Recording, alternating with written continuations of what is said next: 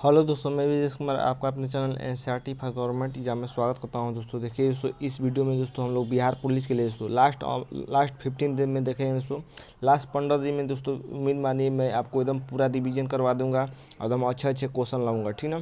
तो लास्ट तक देखिए वीडियो को, आप क्वेश्चन के हिसाब से देखिए दोस्तों कि मैं जो उससे रिलेटेड क्वेश्चन बताऊंगा वो एकदम एग्जाम में एकदम पूछेगा, एकदम 100% है, ठीक ना। तो चलिए दोस्तों स्टार्ट करते हैं। पहला क्वेश्चन देखते हैं 12 नंबर से। पहला क्वेश्चन, ठीक है, नंबर पर ध्यान मत दीजिएगा क्योंकि आपके लिए अच्छे क्वेश्चन लाने के लिए दोस्तों मैं नंबर ध्यान नहीं देता हूँ। देखिए पहला क्वेश्चन है दोस्तों कि पत्थर की बनी नृत्य करते हुए पुरुष की मूर्ति नटराज किस स्थान पर लाई गई थी। तो जो नटराज की मूर्ति दोस्तों किस स्थान पर लाई गई थी, देख रहे हैं ना क्वेश्चन। लोथल से लाई गई थी कि रंगपुर से कि हड़प्पा से कि मोहनजोदड़ो से। क्या हो जाएगा दोस्तों 12 का आंसर। तो 12 का आंसर हो जाएगा दोस्तों ऑप्शन नंबर सी से हो जाएगा, हड़प्पा से लाई गई थी, ठीक ना। हड़प्पा से लाई गई थी, मोस्ट इंपोर्टेंट है, ठीक ना। हड़प्पा दोस्तों किस नदी के किनारे स्थित है, याद रखिएगा, हड़प्पा रावी नदी के किनारे स्थित है, ठीक ना। हड़प्पा रावी नदी के किनारे स्थित है। और हड़प्पा से ही दोस्तों विशाल अन्नागार प्राप्त हुए। विशाल अन्नागार यानी जहाँ अन्न रखा जाता है, तो अन्न का भंडार पाया गया है हड़प्पा से, ठीक है। लोथल के बारे में याद रखिएगा। सो लोथल भोगवा नदी के किनारे स्थित है। लोथल किस नदी के किनारे स्थित है, भोगवा नदी के किनारे है। मोस्ट इंपोर्टेंट है, याद रख लीजिएगा। मोहनजोदड़ो के बारे में तो आप जानते ही हैं कि मोहनजोदड़ो के बारे में याद रखिएगा दोस्तों कि यह सिंधु नदी के किनारे में स्थित है, ठीक है, सिंधु नदी के किनारे स्थित है। और दोस्तों इसे मृतकों का टीला कहा जाता है, ये मालूम होगा आपको। और ये देखिए दोस्तों मोहनजोदड़ो से विशाल स्नानागार प्राप्त हुए हैं, ठीक ना। तो विशाल अगर स्नानागार पूछे दोस्तों, स्नानागार कहे यानी नहाने का जगह, तो मोहनजोदड़ो से प्राप्त हुआ है। जबकि विशाल अन्नागार पूछे दोस्तों तो ये हड़प्पा से प्राप्त हुआ है। मोस्ट इंपोर्टेंट है, याद रख लीजिएगा। तब ऑप्शन नंबर सी सही हो जाएगा। दूसरा नंबर यानी 13 नंबर क्वेश्चन देखते हैं दोस्तों कि इनमें से किसे भारतीय रेल का जनक का माना जाता है। मोस्ट इंपोर्टेंट है, आसान भी क्वेश्चन है, लेकिन जो रिलेटेड क्वेश्चन बताऊंगा उसको याद रखेगा, ठीक ना। रिपन की, मिंटो की, डलहौजी के, रिविंद। देखिए दोस्तों भारतीय रेलवे का जनक दोस्तों डलहौजी को कहा जाता है। किसको कहा जाता है, लॉर्ड डलहौजी को कहा जाता है दोस्तों। डलहौजी के बारे में आप जानते होंगे दोस्तों कि लॉर्ड डलहौजी ने दोस्तों हड़प नीति चालू की थी, ठीक ना। हड़प नीति यानी जितने भी राज्य या शहर होते थे, गांव होते थे, उसको हड़प लेता था, ठीक ना। तो सबसे पहले इसने सतारा को, हड़प नीति के तहत सतारा को अपने राज्य में मिला लिया था दोस्तों। और ये कब मिलाया था, डेट भी याद रखिएगा, 1848 में पूछता है। 1848 में सबसे पहले सतारा को ही मिलाया था, ठीक ना, याद रख लीजिएगा। देखिए भारतीय रेलवे के जनक कहा जाता है दोस्तों, तो डलहौजी ने ही सबसे पहले बम्बई से थाड़े के बीच दोस्तों ट्रेन चलाई थी। डेट याद रखिएगा दोस्तों, डेट मोस्ट इंपोर्टेंट है, 16 अप्रैल 1853, ठीक ना। 1853, 16 अप्रैल 1853 डेट याद रखिएगा। 1853 सबको मालूम होता है, 16 अप्रैल जरूर याद रखिएगा। देखते हैं दोस्तों 14 नंबर क्वेश्चन है कि मोहनजोदड़ो शब्द का अर्थ क्या है। मोहनजोदड़ो शब्द का अर्थ पूछा है दोस्तों कि अर्थ क्या है, ठीक ना। रहने का स्थान, बाजार स्थल, मृतकों का टीला की पसंदीदा शहर। तो क्या हो जाएगा 14 का आंसर। तो 14 का ऑप्शन नंबर सी से हो जाएगा, मृतकों का टीला। तो मोहनजोदड़ो को ही मृतकों का टीला कहा जाता है, ठीक ना। देखिए दोस्तों मोहनजोदड़ो की खोज किसने की थी दोस्तों, तो याद रखिएगा मोहनजोदड़ो की खोज की थी राखा लाल दास बनर्जी ने, ठीक है। राखा लाल दास बनर्जी ने खोज की थी या खुदाई की थी, एक ही बात है, याद रखिएगा। और कब की थी, तो 1922 भी डेट याद रखिएगा, ठीक ना। 15 नंबर क्वेश्चन देखते हैं। 15 नंबर है कि निम्नलिखित में से कौन सा गवर्नर जनरल ठगी प्रथा का उन्मूलन से संबंधित है। ये ठगी प्रथा नहीं होगा दोस्तों, ये सती प्रथा होगा। क्या होगा, सती प्रथा। तो सती प्रथा के उन्मूलन से कौन सा गवर्नर जनरल संबंधित है। मोस्ट इंपोर्टेंट है, क्वेश्चन देख रहे हैं कि आप कितना ज़बरदस्त क्वेश्चन लाया हूँ। ऑप्शन है दोस्तों Cornwallis, William Bentinck, Charles Metcalfe या सर हेनरी हार्डिंग। क्या हो जाएगा 15 का आंसर दोस्तों। तो 15 का ऑप्शन नंबर बी सही हो जाएगा दोस्तों कि विलियम बेंटिंग ने दोस्तों ही सती प्रथा का उन्मूलन किया था या विरोध किया था, ठीक ना। याद रखिएगा दोस्तों कब किया था, ये भी याद रखिएगा। तो 1829 में, 1829 में सती प्रथा का दोस्तों विरोध किया था विलियम बेंटिंग ने, ठीक है। अगला क्वेश्चन देख लेते हैं दोस्तों 16 60 नंबर क्वेश्चन है दोस्तों कि किस काल युग में पत्थर के औजार सबसे पहले पाए गए थे। मोस्ट इम्पोर्टेंट है। तो पत्थर का नाम आ गया दोस्तों, तो आप जानते हैं 9 पसाड़ होगा कि पूरा पसाड़, लघु पसाड़ की मध्य पसाड़। तो देखिए दोस्तों पत्थर प से पूरा पसाड़, तो पूरा पसाड़ काल में ही दोस्तों पत्थर के औजार का प्रयोग किया गया था। मोस्ट इम्पोर्टेंट है। और याद रखिएगा दोस्तों पूरा पसाड़ काल में दोस्तों आग का भी खोज किस में किया गया था, पूरा पसाड़ काल में। और चित्रकारी का भी खोज किस में किया गया था, पूरा पसाड़ काल में। तो ये आग वाला तो कई बार आपके एग्जाम में भी पूछा गया है, ठीक ना, याद रख लीजिएगा, मोस्ट इंपॉर्टेंट है। बात करते हैं दोस्तों मध्य पसाड़ काल की। तो देखिए दोस्तों मध्य पसाड़ काल के बारे में याद रखिएगा। मध्य पसाड़ काल में लोगों को दफनाया जाता था। तो दफनाने का दोस्तों साक्ष्य मध्य पसाड़ काल में ही मिला है, दफनाने का साक्ष्य, ठीक ना। और 9 पसाड़ काल में मोस्ट इम्पोर्टेंट 9 पसाड़ काल में दोस्तों खेती के साक्ष्य 9 पसाड़ काल से मिलते हैं, ठीक ना। खेती के साक्ष्य कुत्ता का प्रयोग दोस्तों 9 पसाड़ काल में हुआ था। और पहिया का भी याद रखिएगा, पहिए की खोज दोस्तों 9 पसाड़ काल में ही हुई थी, ठीक ना। मोस्ट इंपोर्टेंट क्वेश्चन बता रहा हूँ, याद रखिएगा, एकदम वीडियो को लास्ट तक देखिए और शेयर भी कीजिए, ठीक ना। तो ऑप्शन नंबर बी, अगर सपोर्ट करेंगे दोस्तों तो मैं आपके लिए क्वेश्चन लाता रहूँगा ऐसा। इतिहास के आरंभिक काल को निम्नलिखित में से क्या कहा जाता है। तो इतिहास के आरंभिक काल को यानी सबसे शुरू वाले काल को क्या कहा जाता है। पूरा पसाड़, मध्य पसाड़, लघु पसाड़ कि 9 पसाड़। तो ऑप्शन हो जाएगा 17 का ऑप्शन नंबर ए सही हो जाएगा, पूरा पसाड़। सबसे आरंभिक काल क्या होता था, पूरा पसाड़, उसके बाद मध्य पसाड़ आया, उसके बाद 9 पसाड़ आया, ठीक ना। अगला क्वेश्चन देख लेते हैं दोस्तों 80 नंबर क्वेश्चन है। 80 नंबर क्वेश्चन है कि मोहनजोदड़ो का सबसे बड़ा भवन कौन सा है। तो मोहनजोदड़ो का सबसे बड़ा भवन कौन है, ठीक ना, बड़ा भवन। विशाल स्नानागार है कि अन्नागार है कि सस्तंभ हाल है कि 2 मंजिला भवन है।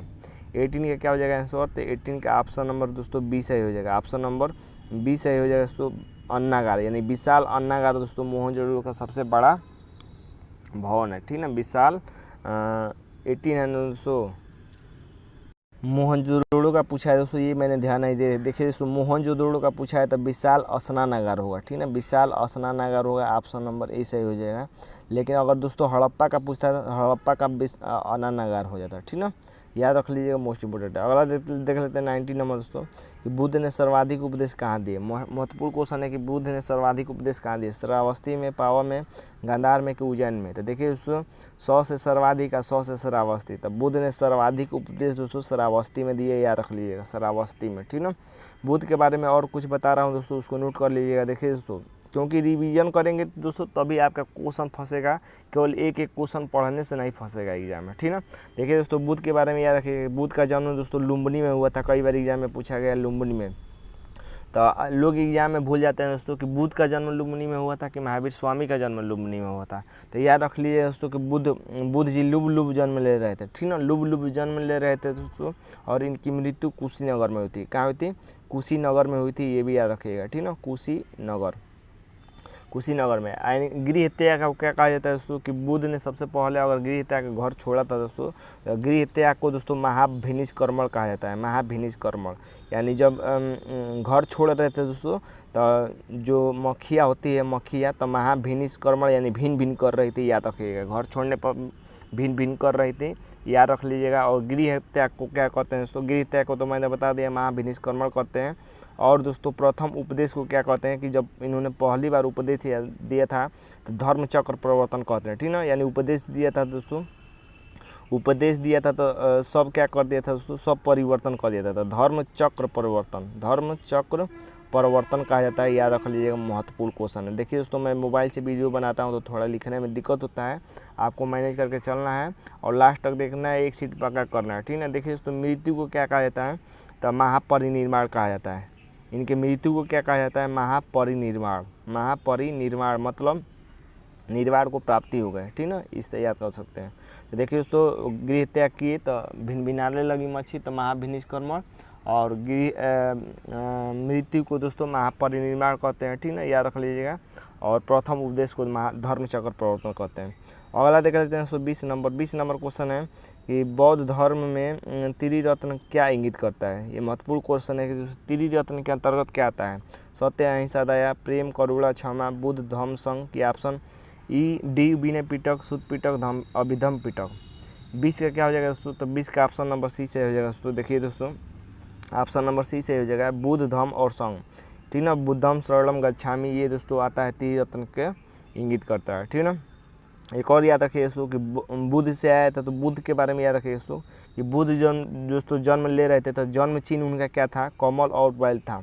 मोस्ट इम्पोर्टेंट है, याद रखिएगा कि उनकी जन्म के समय उनका प्रतीक क्या था दोस्तों, तो कमल और बैल था, याद रख लीजिएगा।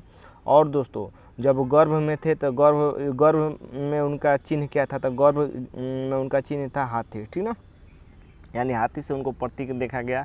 और जब घर छोड़े दोस्तों, तो घर छोड़े गए तो घोड़ा प्रतीक है, गृह त्याग को घोड़ा प्रतीक है, ठीक ना, याद रख लीजिएगा। सभी महत्वपूर्ण क्वेश्चन बता रहा हूँ। 21 नंबर है कि गौतम बुद्ध ने अपना प्रथम उपदेश कहाँ दिया था, बताइए प्रथम उपदेश कहाँ दिया था।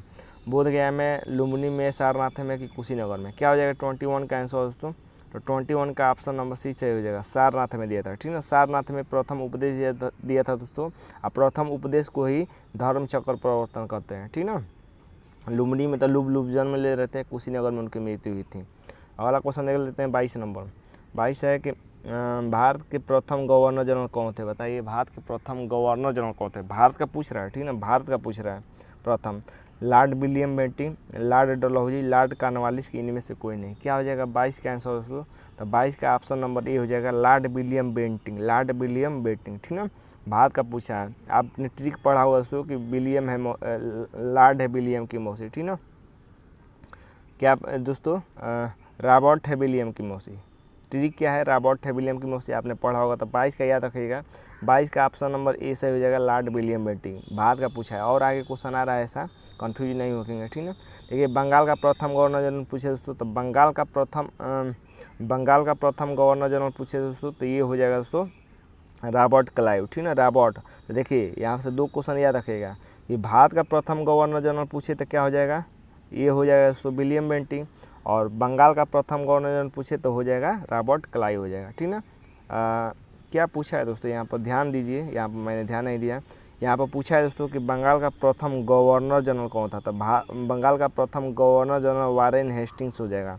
आज जबकि ये पूछे कि बंगाल का प्रथम केवल गवर्नर पूछे, क्या पूछे, केवल गवर्नर पूछे, तो रॉबर्ट क्लाइव हो जाएगा, ठीक ना। कन्फ्यूज नहीं होना, एक बार और देख लीजिए। देखिए भारत का प्रथम गवर्नर जनरल क्या हो जाएगा, विलियम बेंटिंग हो जाएगा, ठीक ना। अब बंगाल का प्रथम गवर्नर जनरल क्या हो जाएगा, वारेन हेस्टिंग्स हो जाएगा। और रॉबर्ट क्लाइव दोस्तों ये बंगाल का प्रथम गवर्नर हो जाएगा, ठीक ना, याद रख लीजिएगा, मोस्ट इंपॉर्टेंट है। आगे चलकर दोस्तों गवर्नर को गवर्नर जनरल कहा जाने लगा, ठीक ना। अगला क्वेश्चन देख लेते हैं दोस्तों 24 नंबर कि महावीर तीर्थंकरों में और अंतिम तीर्थंकर माने जाते हैं। महावीर कौन से नंबर के तीर्थंकर थे, ठीक ना। तो ऑप्शन दोस्तों क्या हो जाएगा, ये आसान क्वेश्चन है, 24 यानी 24 तीर्थंकर हुए दोस्तों महावीर। इस तीर्थंकरों के बारे में याद रखिएगा दोस्तों, मैं बता रहा हूँ। देखिए दोस्तों प्रथम तीर्थंकर पूछे दोस्तों तो ऋषभ देव याद रखिएगा, ऋषभ देव, ठीक ना, ऋषभ देव याद रखिएगा, ऋषभ देव। बस 3 याद रखना है आपको, प्रथम तीर्थंकर ऋषभ देव, 23वें तीर्थंकर पारसनाथ, ठीक ना, और 24वें तीर्थंकर दोस्तों महावीर स्वामी, ठीक ना। देखिए दोस्तों ऋषभ देव का प्रतीक क्या था, बैल था, ऋषभ देव का प्रतीक क्या था, बैल था, ठीक ना। और पारसनाथ का दोस्तों प्रतीक क्या था, सर्प था, सर्प मतलब सांप, ठीक ना। और महावीर स्वामी का प्रतीक चिन्ह क्या था, सिंह मतलब शेर था। सभी महत्वपूर्ण क्वेश्चन बता रहा हूँ, ठीक ना। अगला क्वेश्चन देखते हैं दोस्तों, अगला क्वेश्चन देख लेते हैं 25 नंबर दोस्तों, 25 नंबर क्वेश्चन देख लेते हैं। 25 नंबर है कि सबसे पुराना वेद कौन है, बताइए सबसे पुराना वेद कौन है दोस्तों। सामवेद है, यजुर्वेद है, अर्थवेद है कि ऋग्वेद है। क्या हो जाएगा दोस्तों 25 का आंसर दोस्तों, तो 25 का ऑप्शन नंबर डी से हो जाएगा दोस्तों ऋग्वेद है। क्या है, ऋग हो जाएगा, सबसे प्राचीन वेद ऋग्वेद है दोस्तों। और याद रखिए दोस्तों कि ऋग्वेद के ज्ञानी को क्या कहा जाता था, यानी जो पढ़ते थे उसको क्या कहा जाता था, यह ज्ञानी कहलाएगा, ठीक ना। कोई भी एग्जाम में पूछा जाता है। देखिए ऋग्वेद के ज्ञानी को होत्री कहा जाता था, क्या कहा जाता था, होत्री, ठीक ना। यजुर्वेद के ज्ञानी को क्या कहा जाता था, तो अधर्यु कहा जाता था। क्या कहा जाता था, अधर्यु, ठीक ना, याद रखिएगा, मोस्ट इंपोर्टेंट क्वेश्चन बता रहा हूँ।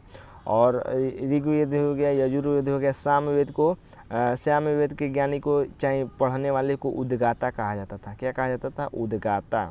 और अर्थवेद को क्या कहा जाता था, तो अर्थवेद को ब्रह्मा कहा जाता था। सभी महत्वपूर्ण क्वेश्चन बताए हुए याद रखिएगा, ठीक ना। ये 25 नंबर तक देखे दोस्तों हम लोग। अब आगे आने वाले वीडियो में अगला देखेंगे 25 के आगे 26 नंबर से, ठीक ना। अगर आप दोस्तों चैनल प्यार दिखाएंगे दोस्तों तो मैं ज़रूर आपके लिए वीडियो लाऊंगा, ठीक ना। तो आज के लिए बस इतना है दोस्तों, धन्यवाद दोस्तों।